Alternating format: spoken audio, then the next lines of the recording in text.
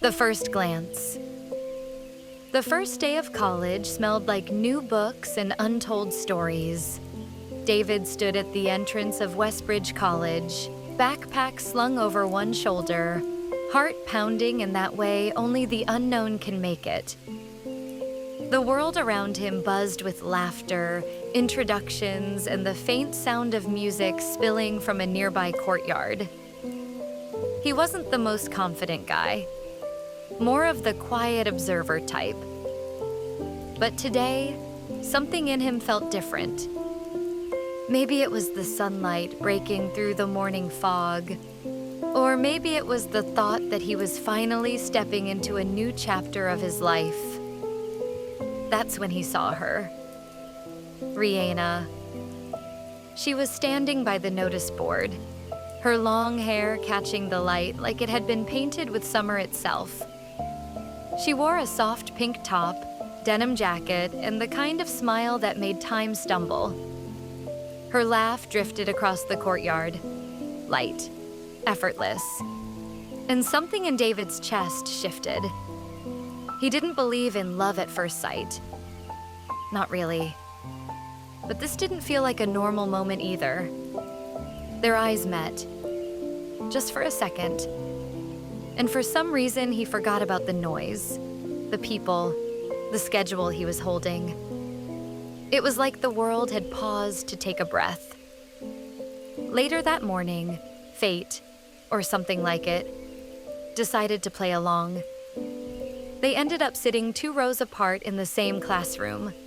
Introduction to Psychology. David tried to focus on the professor, but his eyes kept drifting toward Rihanna. She had a notebook full of doodles and a habit of tapping her pen against her chin when she was thinking. At one point, she caught him looking and smiled, a small, knowing smile. He nearly forgot how to breathe. During the break, she walked past him, stopped, and said softly, "You're David, right? From the group chat?" He nodded, too fast. "Yeah, that's me. And you're..." "Rihanna." "Good memory," she said, teasing just enough to make his pulse race. "You seem quiet. Are you always this shy, or just saving your words for someone special?" David couldn't think of a reply fast enough, but Rihanna laughed before he could, tucking a strand of hair behind her ear. "Well," she said, "maybe I'll find out later."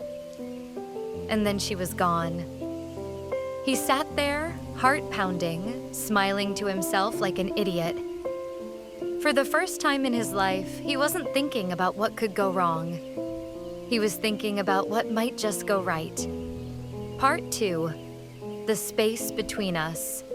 A week passed. Classes, assignments, endless introductions.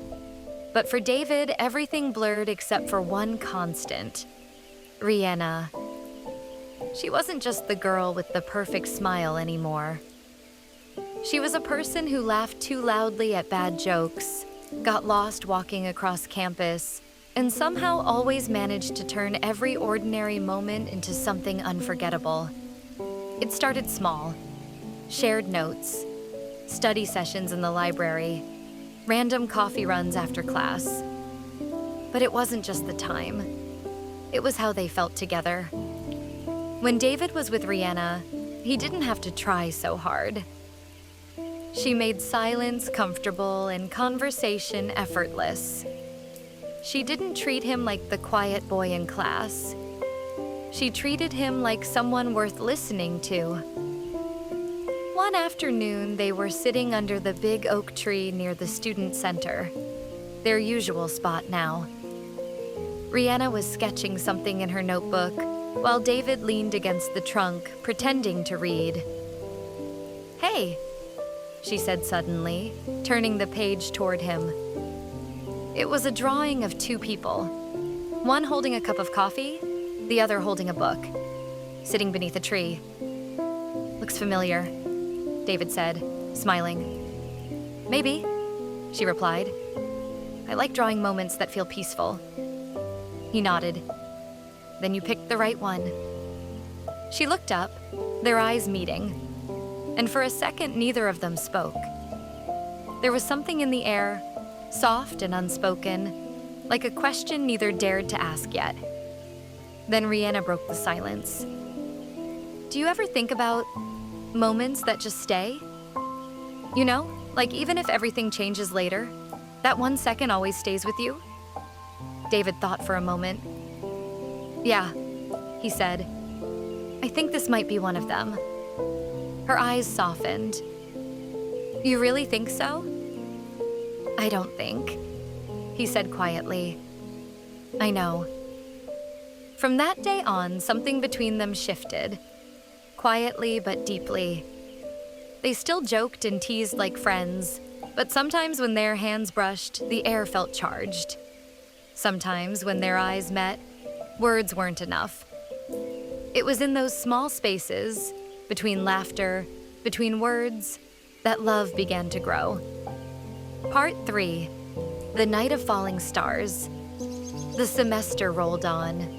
Midterms came and went, but for David, the only thing that really mattered was every hour he spent with Rhianna. Their friendship had become something quietly electric, full of smiles that lasted too long and silences that said more than words ever could. Rhianna had a way of pulling him out of his shell without even trying. She'd drag him to open mic nights, make him try new food, laugh at his bad puns, and text him late at night just to ask weird questions like, if you could pause one moment forever, what would it be? He always wanted to say this one, whatever moment they were in. It was a Friday evening in early November when she messaged him. Greater than, meet me at the old observatory hill, 7 p.m. Don't ask why. David smiled at his phone. Got it, he typed back. When he arrived, the hill was quiet. The campus lights glowed below, and the sky above was deep and endless. Rhianna was already there, sitting on a blanket, her hair swaying with the breeze. You're late, she teased without turning around. I'm exactly on time, he said, sitting beside her. She grinned. You're lucky I saved you a spot. He looked up, and his breath caught. The night sky was alive with falling stars. One after another, streaks of light burned across the darkness. Wow, he whispered. Rhianna smiled softly. See? Worth the climb. They sat there in silence for a while, the world shrinking down to the blanket they shared and the stars above. Then she spoke, her voice quiet. Do you ever feel like the universe just slows down sometimes? Like it gives you a moment to notice something important? David looked at her. Yeah, he said. Like right now. She turned to him, and for the first time, their eyes met without either of them looking away. It wasn't loud or dramatic. It was just real. And in that stillness, under a sky that seemed to hold its breath, David felt it. That invisible pull, that warmth spreading through his chest. Rhianna whispered, almost to herself, I think this is what forever feels like. He smiled, his heart racing. Then I don't want it to end. For a long moment, they didn't speak. The stars kept falling, and time seemed to blur. And even though neither of them said the word love, they both knew. This was the start of something they'd never forget. Part 4, When the World Finally Stopped. Winter had arrived.